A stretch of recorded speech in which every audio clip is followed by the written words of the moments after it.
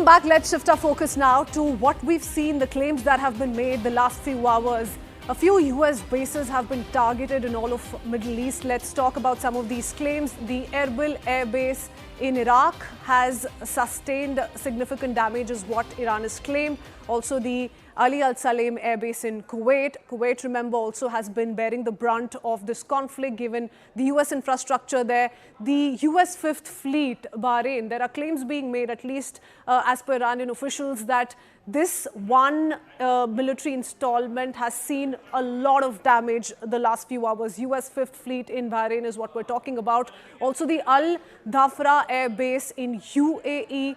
Now all of these, remember, military hubs of the United States are also in densely populated locations, is what has made the situation extremely worrying. The Al Udeid air base in Qatar, another air base that has been targeted by the Iranian forces. So that's what we're looking at the last couple of hours. I do want to bring in Adrian into the conversation very quickly because we put out that post on Truth Social by Donald Trump. Adrian, what do you make of it, the kind of military muscle flexing? He says we're stocked up. Your thoughts on, the missile power that he's trying to show to the world as we speak? Actually, Trump's assertion is easy to debunk because one of the crucial missile systems which are used along the coast of the Persian Gulf to intercept Iranian missiles are Patriot interceptors. And we know that last year, Raytheon, the producer, built only 600 of these. So there is no huge stockpiles of Patriots. And we know, on the other hand, that the Qatari probably had no more than 1,000 of such interceptors, and they will probably run out of it within the next few days. Okay, Adrian, thank you for that. I do want to quickly go over to Greha. She's tracking several reactions for us on how the war in West Asia is also leading to a lot of politics here in India. Greha, over to you. Absolutely. We have to talk about implications here in India particularly. A lot of politicking that is happening. Correct. Mr. Modi abdicating and not mentioning about the assassination of the Iranian Supreme Leader Ayatollah Ali Khamenei. So I'm here in the newsroom. It's a live newsroom. Anand is right here discussing all the possibilities for his 12 p.m. slot. But right now, let me go to Pallavi and Aman. Aman and Pallavi there, having all the scoop as far as the political uproar is concerned. There's an op-ed that we've already been talking about of Sonia Gandhi in the papers today. So Pallavi, your assessment of the kind of opposition dynamics that are at play here attacking the Prime Minister yet again over So Griya, my take is it's all about the politics. There are elections coming up in Kerala and Assam, and just to break down, around 30% of the population, the Muslim population in India is largely the Shias. So that is the vote bank that they are trying to target, clearly in Kerala, Assam, Uttar Pradesh, Gujarat. So Congress's game plan is that they're doing twin things. One, of course, is the fact that they are very much targeting the vote bank of the Muslims, which is what they want for the election. But second, also calling out the government for what they are calling a lopsided, not balanced foreign policy. If you look at Sonia Gandhi's editorial, if you also look at a statement which is issued, which is reposted by Rahul Gandhi and all of the Congress party, they are saying the silence of the government, of the Prime Minister on Iran is something which is not nice. It is something which the government should have been speaking about. You cannot take sides. And that's Priyanka Chaturvedi, Samajwadi Party, TMC, all of them, Griha, who have a stake in that particular vote bank are the ones who are criticizing the government. But Aman, we will of course continue to talk about politicking that will happen from the opposition. But this key point that the opposition is making about how this is a stance far removed from the traditional stance that India has had vis-a-vis Iran. We'll see, Griha, we have to see that in the context of also what is happening right now. India's top concern right now is the safety of Indians in the Gulf. We have 8 to 9 million Indians living in the various countries of the Middle East. Our top priority is that. Or is our top priority condemning Khamenei's death? That is the call I think the Indian government is taking here. We are in no means saying, in fact, the Foreign Minister of India, Mr. S. Jaishankar, had spoken to the Foreign Minister of Iran just before Khamenei's killing happened. So that is all, one point of the aspect. Other point is, was Khamenei so much, in our favor on past occasions, be it Article 370, be it on the issue of Jammu and Kashmir, that be on the issue of the Citizenship Amendment Act protests at that time. Iran had issued statements which were not so, charitable unacceptable towards India. In fact, we had to summon the Iranian envoy at that point of time. So there is a history also to this, but right now, I think Indian government's priority is to get back Indians stuck abroad. Already flights have started, and that is why you see the Prime Minister calling up all the regional partners, spoken to the President of UAE, King of Jordan. He's called up all these people and basically told them, please assure us the safety of Indians. So, and condemning the strikes of Iran on these countries. We have to differentiate also that while what the US has done, taking out the leader of a sovereign country, yes, many other countries have also not condemned it. You know, there are very limited countries who have condemned it. But on the other hand, the more important is India wants to show that, you know, Iran attacking civilian targets in the Middle Eastern countries is something that India is condemning, and Mr. Modi has been very forthright about it. Right, thank you so much for that, Aman and Pallavi, for that assessment. Some problem with the mic here, so I'll hand it over to my colleague Krutsveen in the studio as we take the broadcast forward. Thank you for that, Greya. I do want to bring in Ambassador into the conversation because so much is going on in terms of how the world is reacting, Ambassador. But your thoughts on what really the end game could look like here? Nobody can already anticipate. I mean, that's a matter of fact. But just going by, posturing, going by the military muscle flexing that we're seeing, the kind of escalation we've seen so far, for how long do you think this is going to continue? And where does diplomacy, if at all, come into play? Do you think there's room for that left still? You know, my new book is coming out in July. The title is How Nations Fail. And one of the lines which I remember is when Cyrus the Great wanted to attack a Greek city.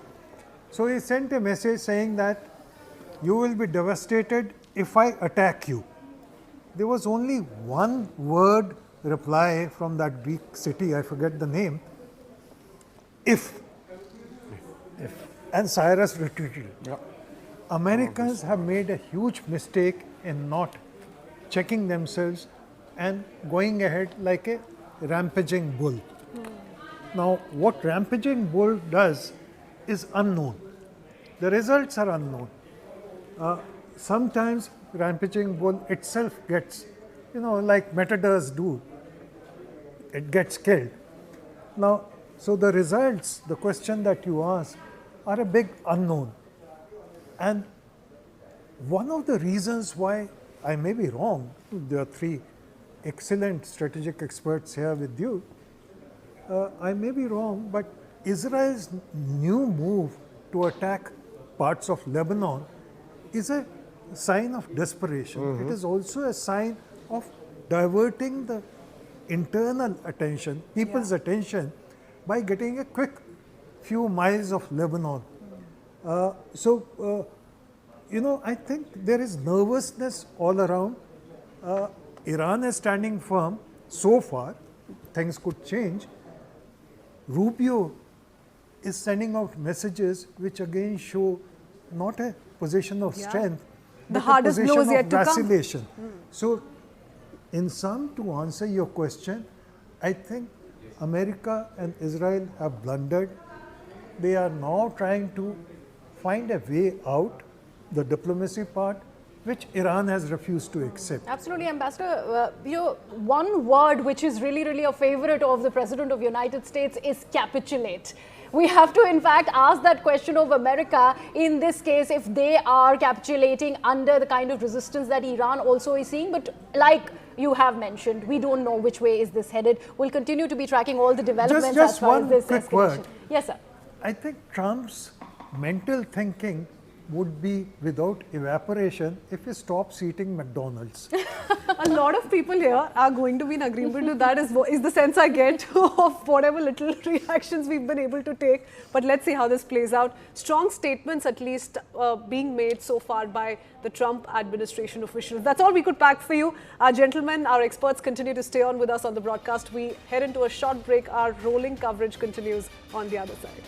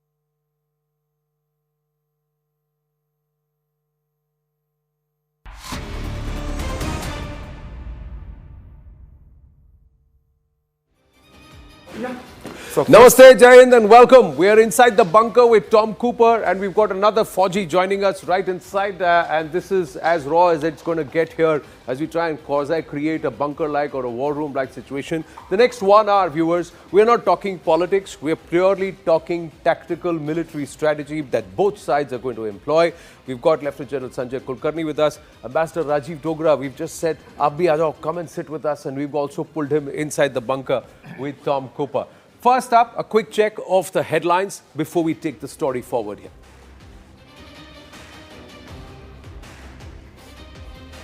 West Asia enters its 4th day as Iran continues widespread missile and drone strikes across Gulf cities and at US-Israeli targets. US President Donald Trump issues fresh warning to Iran, says the United States is shocked and ready to win big. As the West Asia war intensifies, the Israel Defense Forces claim to strike Tehran's air defense personnel who were attempting to target Israeli forces. Iran claims to destroy the main command headquarters at the US base in Bahrain. High-resolution satellite images show clear damage at Saudi Arabia's Ras Tanura oil refinery after Iranian one-way attack drones struck, or the kamikaze drone struck, triggering fires and a precautionary shutdown threatening global energy markets and prices. An Iraqi resistance group claims responsibility for a drone attack on a hotel housing US troops in Erbil, marking a fresh escalation and raising concerns over American force security. US Central Command says American forces have destroyed all 11 Iranian naval vessels in the Gulf of Oman as part of strikes, reducing Tehran's fleet to 0. 2 Iranian drones struck the US embassy in Riyadh, Saudi Arabia, sparking a small fire and minor damage. No major casualties reported. Trump warns of retaliation. Israel Prime Minister Benjamin Netanyahu says the war with Iran will be quick and decisive, not an endless conflict, asserting joint US-Israel strikes aim for swift, overwhelming military success. Israel hacked Tehran's traffic camera network using AI and surveillance data to track Supreme Leader Ali Khamenei and senior officials, mapping guards' routines and coordinating with the CIA for targeted intelligence.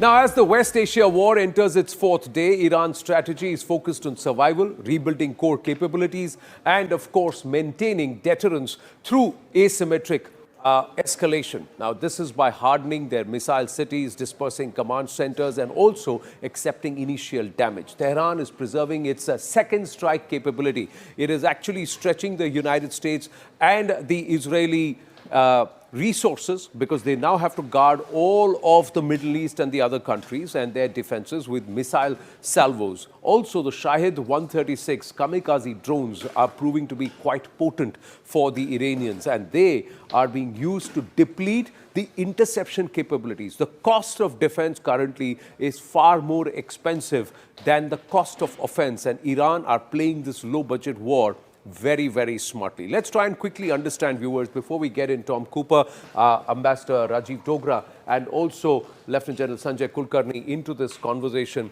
how this pans out. Why is it that Iran is able to try and impose a low-cost warfare budget? It's also because of its ballistic missiles, the kind of ballistic missiles that it has. So let's call up the graphics and try and understand how, with its missile technology, Iran has been able to really trouble the US and Israeli offense. Let's try and understand this very clearly. Now, the counter-offensive has shown that Iran has the firepower and targets in the region. Many of Iran's missile sites are in and around Tehran. There are at least 5 known underground missile sites, and various provinces including Kermanshah, Semman, as well as near the Gulf region. Now, here is the strike radius of Iran's arsenal. First up, there is the Shahab 1, 300 kilometers, Fateh 102, 110, Then the Shahab Fateh 313, that's 500 kilometers. Let's try and go to the next one. You have the Quds 1, 700 kilometers. Zulfikar Qiyam 1, that is also 800 kilometers range. Qadr is 380, 1000 kilometers. And Shahab 3, 1300 kilometers. Khyber Shakhan, this was used in that entire attempted pounding of the Israeli Prime Minister's office, 1450 kilometer range. Emad Khorramshahr, 2000 kilometers. So this is, and then finally you have the Sejul and the Somar cruise missile, that's at 2500 kilometers. The effectivity of this is so far not yet confirmed. But Tom, weigh in and let's try and understand, where is it that Iran is actually placing its resources right now, its missile bases? And then let's take it from how are they able to attack Israel and what their strategy will be, how to use their missiles. Yes, over to you. Primary Iranian missile bases were all, or used to be all, in western Iran, along the border to Iraq. Point is that these facilities, so let's say Tabriz, Sanandaj, Kermanshah, Ahvaz Abadan in the south, and so on. Behind them, there is a second line, Qom, Shiraz, Esfahan, and so on, Bandar Abbas. So, and then there are additional facilities for bigger, longer-ranged, heaviest missiles, which are liquid-fueled. So the point is the following. These facilities have been all either bombed out last year in June already, or not occupied now when the new Israeli strike came in. Or very few of them were really occupied. Why? But the Iranians have dispersed their forces. They've sent them into the ground, into the terrain around them. It took them 2 days to recover, to re-establish control over their force, what was left of it, after the initial strike. And this is now what they are doing since yesterday. They are conducting more or less an organized of counter-offensive, so to say, missile-wise. This is all run guerrilla style, which means they are moving constantly. They are moving from one hiding place to another, firing their missiles, and then moving again. Okay. So they've got the ability. What kind of missiles are they using? So we've put that. Let's try and understand. Iran's IDF has said that they have destroyed some of their bases and some of their missile bases. What kind of missile bases have been destroyed in the last 24 hours? So there is a particularly interesting take. This, for example, that there one can see 3.5 tons truck. This is a relatively small civilian truck. Okay. You see them by dozens, for example, on the streets of New Delhi. So this is carrying a missile with a range of 150 kilometers. Missile with a range of 150 kilometers, so that will be somewhere around the Below short-range missiles or the Shahab 1. Shahab 1 is a big missile. It's some 30 meters long. Okay. But you can see it here again. If if the editor could stop the take or return. You just freeze it. Can you just freeze that part? I know it's a moving footage visual. Can we just freeze it when we see the truck? When we see the truck, if we will try and freeze it. The next one. After this, just when you see the truck, just freeze that footage if you can, please. We'll get that back. No, next. Just the previous one. We'll try and do it. We've got to freeze because he wants to show the length of the truck. It just looks like a normal truck. And just freezes. So this is a small truck. Okay, this one is a little bit bigger because it has 3 axes. So it is probably a missile of some 300 kilometers range. That's the Shahab 1 or any of the Fatehs could be, or the Shahab. Unlikely Shahab are probably Fateh. Could be the Fateh missiles there. And these 2 lines you can see here, they are holding tarpaulin over it, which means you can camouflage this vehicle to look exactly like a commercial civilian truck. And it's moving with the traffic around the Iranian cities, and nobody can find it. Nobody can find it. And they can also, it also has the ability to launch itself from wherever. Of course. So they're like a mobile launcher? Yes, it is a mobile launcher. At the pre-selected point, they must have thousands of pre-selected points because they had so much time to pre-select these points. It stops, removes the tarpaulin, rises the missile and fires, and then moves again. There is a saying, Tom, in Hindi, which is called chor dimag. That means that you think like a thief. How do you use minimum resources and low cost and create maximum damage? And when you know that you're going to be surrounded by a powerful enemy, as a David would do, how do I use the sling? So General Kulkarni, this is very, very smart strategy by the Iranians. And this is not going to be easy for the Israelis and the Americans, despite their RA-01s and the MQ-9 Reapers patrolling almost all of Iran and trying to scout and, gather real-time intelligence. Your thoughts? What happens is, the air defense is never 100%. It's impossible to get 100%. Much that the Iron Dome may have catered for 90%. Going as high, the 12-day war, just tell them where the loopholes are. And the loopholes, because the kind of missiles that the Iranians have had and the kind of ability that the Iranians have been able to even equip Hezbollah, Hamas, Houthis with the missiles that they have. Now in the weaponry that they have between 300 kilometers to going all the way to 2,000 kilometers, the Israelis also over a period of time have gone into a low cost technology. Those are the laser beams. Yeah. Now those laser beams bring down hundreds of dollars of cost of missiles to strike down a drone or a missile.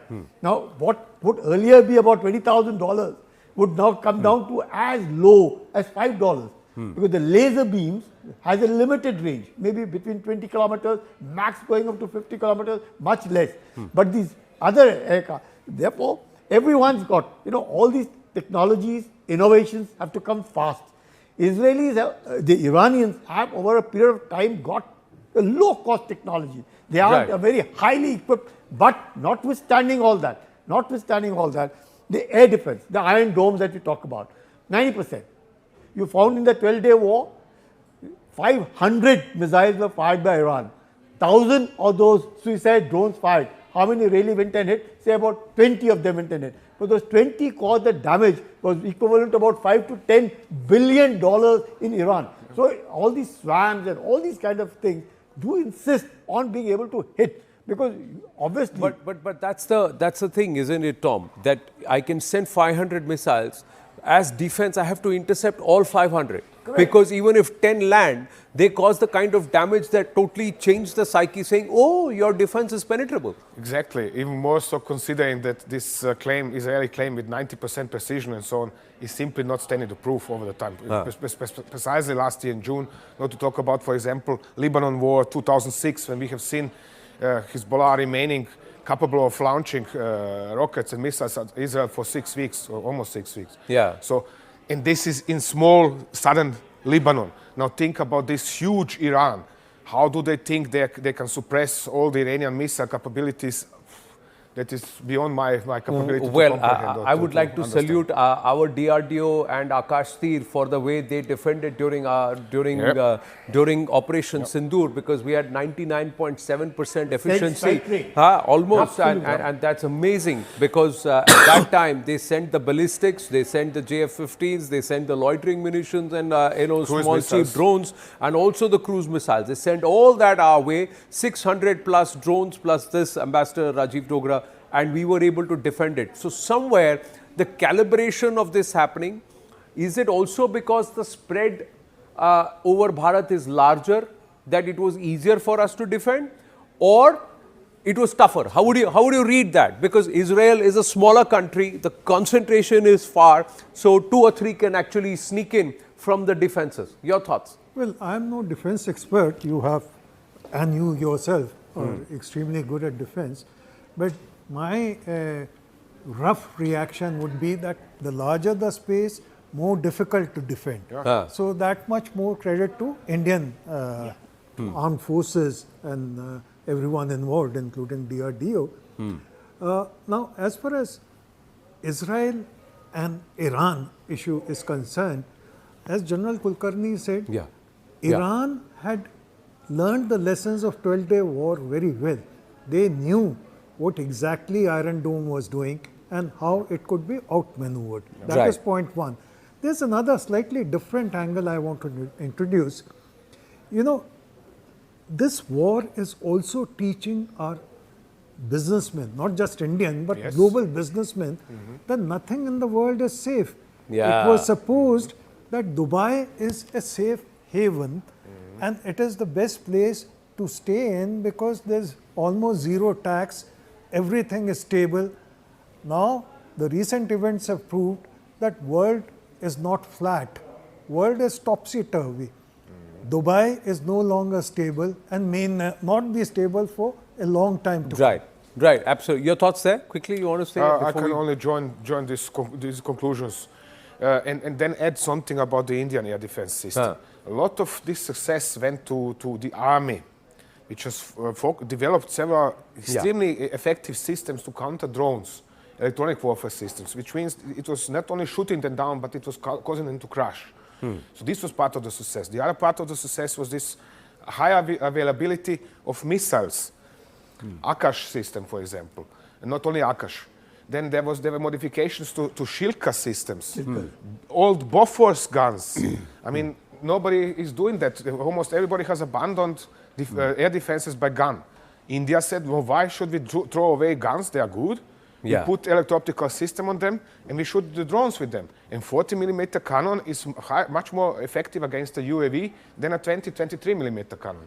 It's as simple as that. So they use brains, also used what the legacy munitions lots of are. costs. Yeah, legacy munitions are, and use a 50 rupee or a 100 rupee, if I may say, bullet against a 2,000 rupee drone, rather than using a 20,000 rupee shell against a 2,000 rupee drone. So, you know, in terms of cost effectivity, basically I'm just saying. Now, this is Iran's low cost, high impact strategy. Just quickly taking you through, viewers, asymmetric warfare and proxies. It uses proxy militia across the region to carry out low cost attacks. So that's what it does. Then it also says it forces the enemies to fight on multiple fronts. The moment you force the enemy to fight on multiple fronts, you stretch them thin. Then there will be weaknesses and without direct large-scale conflict. Also, missile and drone strikes. Its quick missile and drone attacks on the US and Israeli targets inflicted damage and also put psychological pressure while avoiding costly battles. And they hid their ballistics behind the old ones, the drones, and that's where the new ones sneak through behind, hiding behind. And we're going to ask Tom to explain that to us in a bit. Also targeting economic centers, attacks on key Gulf hubs like Dubai, Sharjah and Abu Dhabi. The aim is to shake investor confidence and pressure states supporting Israel and the US. Also widening this entire regional conflict and spreading the fight across Gulf countries and Iraq, because that raises the risks and costs for the opponents, complicating their military operations and also forcing them to think about, you know, waving the white flag or backing off. Economic resilience via black markets. It uses smuggling and also alternative trade routes to bypass sanctions and also sustain the war economy despite external pressure. And more importantly, targeting citizens and embassies abroad with proxies. Iran can then threaten or attack enemy nationals and then embassies overseas, generating domestic pressure in these opponent countries. So this becomes very smart strategy that they are using. But are you saying the US and the Israeli would not have gamed this? Let's try and understand, if you can explain to our viewers, Tom, and let's try and deep dive into this along with General Kulkarni. How is Iran planning this? See, Iran is one entity and it's got this entire region along with Israel to handle. So, first up, where are they launching and how are they launching their attacks? Secondly, please cover and explain destruction of the Bahrain US airbase. How does it tactically hurt the Americans and the Israeli? How is Iran coordinating and planning this? Yeah. So how are they planning and coordinating? Basically, they are for dozens of years already, they are collecting intelligence. That means Iranian intelligence services, Savama, Ministry of Information, has operatives, has even spies in Israel. We have seen last year a spate of arrests in Israel, including captains and majors who were directly working in Netanyahu's headquarters. That is the primary mean. They certainly have similar operatives, or let's call them agents if you like, in all the Gulf Arab states. And if not, at least they have locals who are paid to give them information. So that is the primary point. Then according to this, that is why there are so many missiles the Iranians have developed. They have developed one missile for this purpose, one missile for this purpose, ballistic missile. Okay, it's just all of the ballistic missiles there again, so we can make the reference. Yeah, now, take us through how would they, if you were in Iran, you were in the IRGC, sorry, how would you plot this and how would you plan this? Yeah. Well, how would I plan this? It's quite easy. I want to deny the enemy the bases in this area. Why? Because if the Americans cannot position their aircraft in Qatar, in Bahrain, in Kuwait, or in United Arab Emirates, then they have to fly from further away. The further away they fly, the less sorties they can undertake with the same number of aircraft. The more tankers they have. This is all making the entire affair of attack on Iran ever more expensive. So the cost of war becomes expensive. Exactly. This is why I'm also wondering, how do they want to put boots on the ground? Well, if they put them into Iraq, there is going to be a new civil war because the IRGC controls half of the country. If they put them in Kuwait, they have to pass over Iraq, across Iraq. And if they put them anywhere into the Gulf Arab states, well, they have to swim over to reach Iran. From Pakistan, they can reach eastern Iran, which is sparsely populated, so there's not going to be much use. Anyway, correspondingly now, back to the IRGC, how is it planning? For example, from Bushehr to Dammam, there is this and this distance. Correspondingly, we need a weapon which can cross this distance as quickly as possible. Because the faster the missile, the better, the less reaction time for the air defenses. This is how they are planning. Then they are planning, for example, they obtain intelligence on performance of Patriot. So they know, for example, when you want to defend, I draw this because yes, it is better to please see. draw it. So let's say Patriot missile. When you position Patriot system here for ballistic missile defenses, it can see only a relatively narrow area. So let's now say, okay, you want to defeat this Patriot and hit something in Qatar nevertheless. You position your weapon here. Excuse me, a step back. You are shooting from here all the time, therefore the radar is positioned, is pointed in this direction. The Qataris react by pointing this radar in this direction. Then you suddenly hit Qatar from this direction. And Patriot is already unable to intercept. Because the Patriot is blind, because they've moved there and because the radar is pointed in one direction, you hit him from the side. This is one of the greatest weaknesses with air defenses. You can build your air defenses all along the coast and say, and I'm going to shoot down everything what comes out. And then somebody comes like this, and your air defenses are outflanked. So this is why I'm always so sincerely amazed by the performance of the Indian air defenses last year, because they didn't let this happen.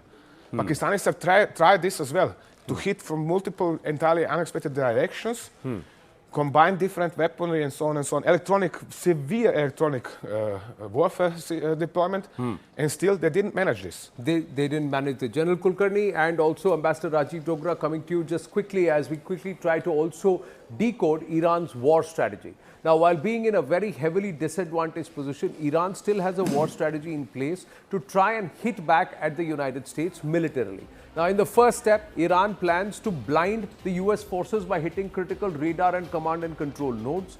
Then to achieve this, they would have to employ swarm drones and also short-range missiles to hit critical nodes in the US communication system. And what it hopes to achieve is to disable early warning systems of the US forces. In the second step, Iran plans to deplete US air defense systems by forcing it to use expensive missile batteries to counter the cheap drones. And how it plans to achieve this is by launching waves of inexpensive missiles at American bases and ships. Iran can then drain the US missile stocks and increase operational costs, weakening the air defense network over time. The third step, overwhelming the US air defense, Iran aims to breach air defense and strike critical targets. And this is how Iran aims to achieve this with larger high-speed or hypersonic missiles. Iran then aims to penetrate remaining defenses and hit strategic installations, maximizing damage. Would you agree with this strategy? Does this actually effectively work? How do the US military and the Israeli counter this? What's their option? See, Anand, at the very outset, the Chinese have said they have not given any of these technologies to Iran. Iran probably may not have hypersonic at this point of time, may not have hypersonic, because hypersonic is very difficult for right now Iran to possess one. There would be a mix of cheap drones with precision drones. So you have even 100 drones fired which are cheap drones, and if there are just 2 precision drones, you will find the target. How would this swarm of drones? The enemy really doesn't know which out of them are cheap drones and which out of them are precision drones. The strike rate at any point of time cannot be 100%. It will be around 90-95%.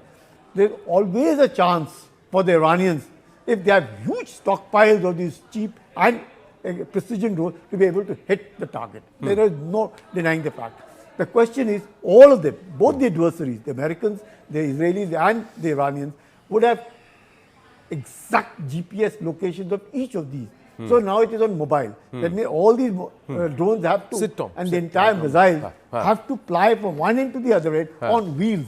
Because if they are fixed, they will be targeted. It's only in the wheels that the survivability is much more. And therefore, Iran had the ability, but the kind of air supremacy that Israel has over Iran, now that's a real big thing, because they have just nothing that they can defend. Air defense of Iran is virtual zero. Air superiority of Israel, USA, 100% on them. But the fact is, they are at random now. Iranians can do anything at random. Nobody knows who it is. And therefore, there's a big, huge threat with guerrilla warfare. Israel as also to US. Is the problem with... General, that's what I'm calling guerrilla warfare with missiles.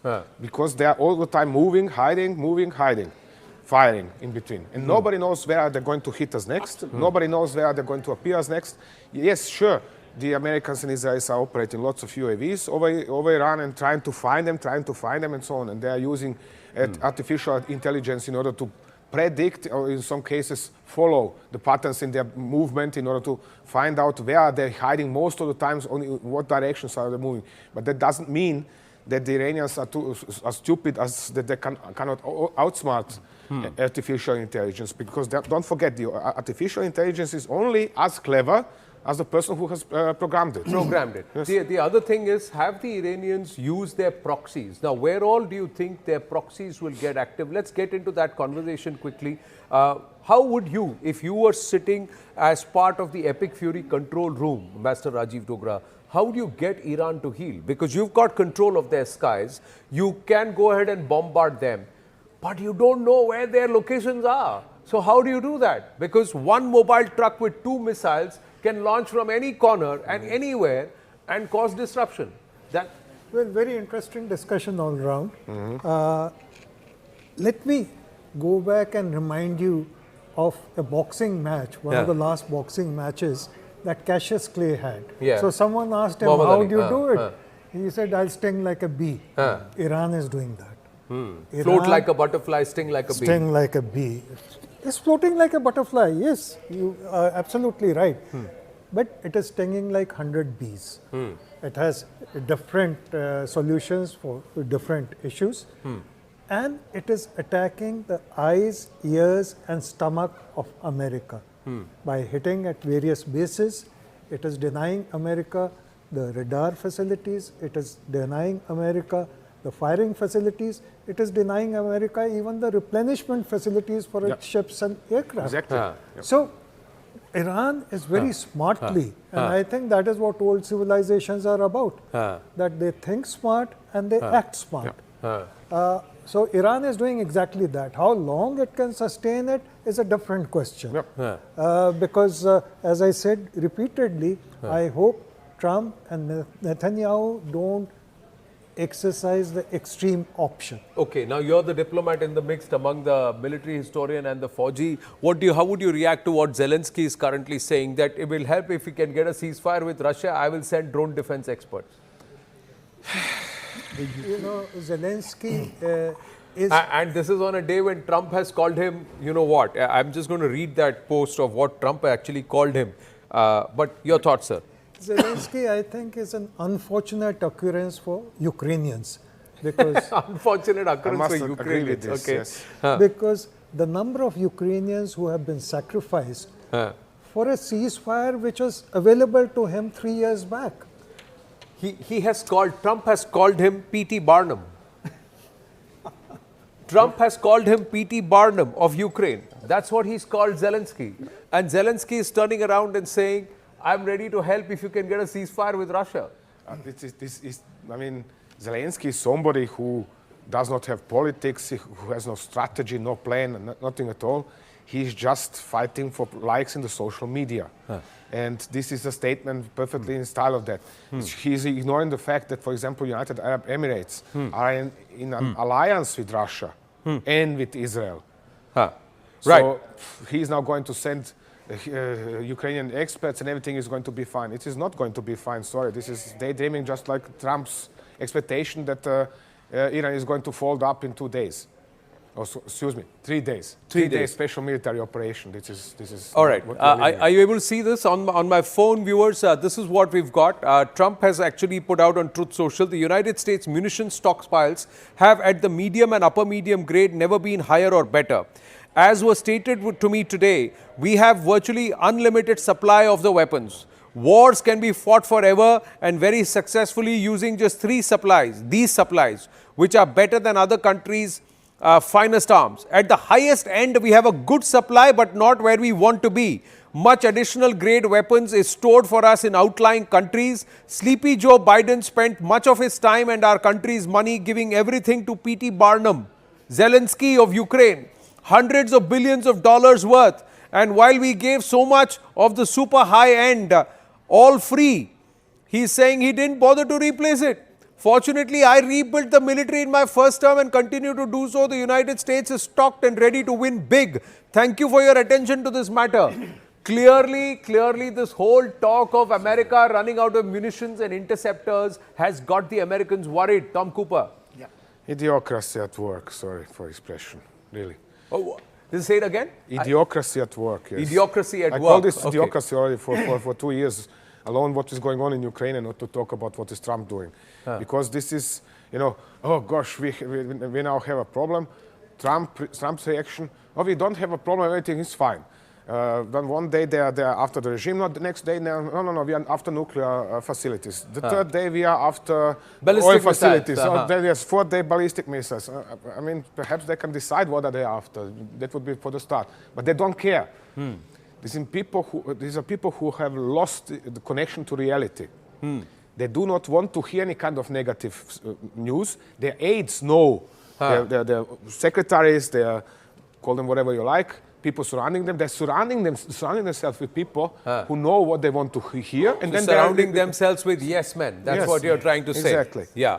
Plus, he contradicts himself in this statement. First, he says we have enormous supplies. Then he says Ukraine has taken away all our... No, but he said about the high-end ones. See, what he said is, and we'll see if we can call up that post on Truth Social anywhere on our wall, because there are 2 layers to it, sir. First, he says that our small to medium end, we have a huge stockpile, and they are better than the rest, but the really high end, that is what you have given off to the Ukrainians without having to try and replenish that stockpile. Now, what is he hinting at? Is he hinting at his hypersonics? Is he hinting at something else where he could hit some of these? Or is he looking at the bunker busters? What is he talking about?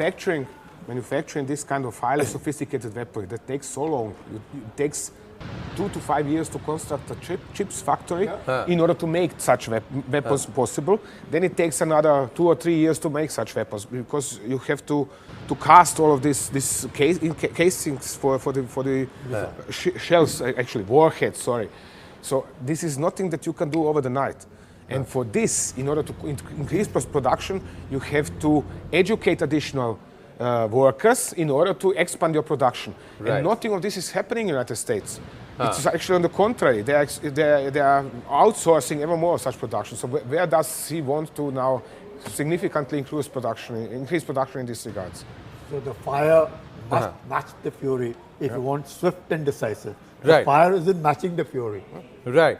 We got another guest joining us in a bit, but we also have news coming through. Chinese Foreign Minister Wang Yi has held a phone conversation with the Iranian FM Syed Abbas Araghchi. China has supported Iran in safeguarding its sovereignty, security, territorial integrity and national dignity, and supports Iran in upholding its legitimate and lawful rights and interests. China has urged the US and Israel to immediately cease military operations and prevent further escalation of tensions and stop the conflict from spreading and engulfing the entire Middle East. Now, that's what they have said. Shay Bialik is also with us, UN Diplomacy and International Relations, Foreign Affairs, foreign expert, joining us from Israel. Shay, thank you for joining in.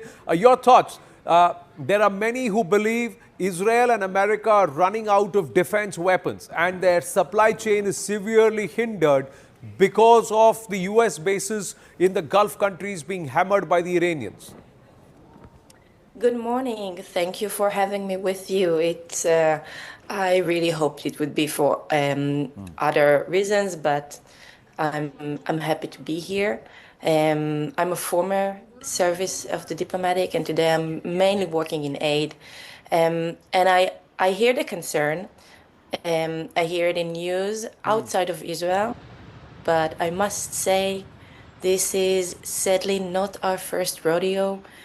We just been in war 6 months ago, which we were promised would be the last one for a long, long time. And the countries working together are very much equipped for whatever is coming. We just had yesterday many cargoes of weapons and aid coming in to help the army, the militaries in whatever necessary. So we are set to go. Right. Let's try and game this. Quickly, Tom, if you can explain to our viewers, sorry, can Israel afford to fight all this war from Israel? Can Israel afford to continue to attack from Israel? I'll come over here.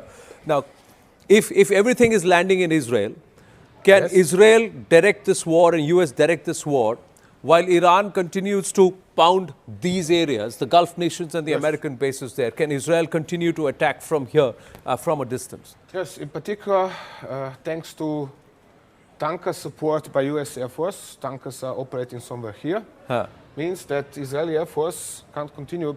This is for the first time they have so many tankers, so it's easy for entire Israeli Air Force, because all of their aircraft are equipped with in-flight refueling.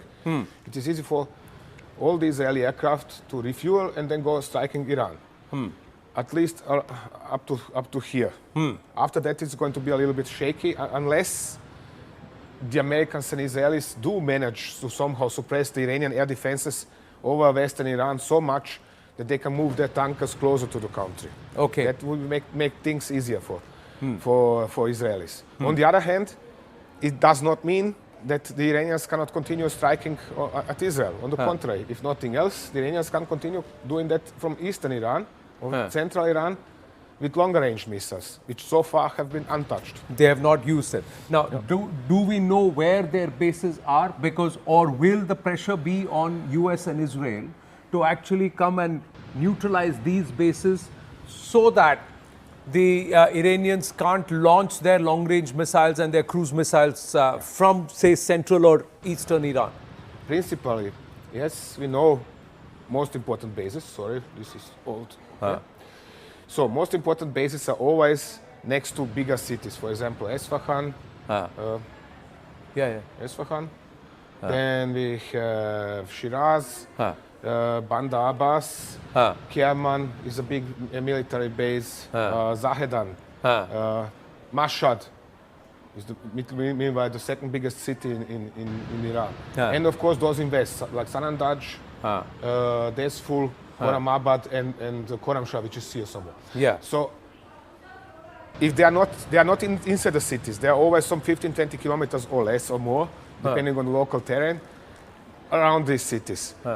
Many of latest bases or newest bases are constructed under the ground. Some are stretching for kilometers under the ground. Right. And really deep under the ground. I'm talking here about 80 plus meters deep.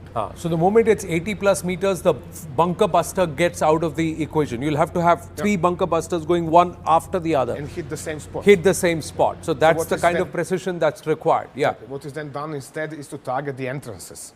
Because this is blocking the entrances. And then you're going to see videos showing Israeli or American aircraft targeting bulldozers that are trying to open the entrances. This is going to appear sooner or later. So what happens? In June last year, for example, let me show you now. Let's say this is a hill, and there is an underground base inside it.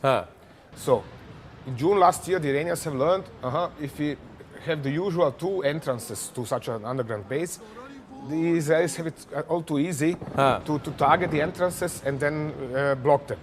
Therefore, they have constructed everywhere the third and fourth entrance and exit, of course.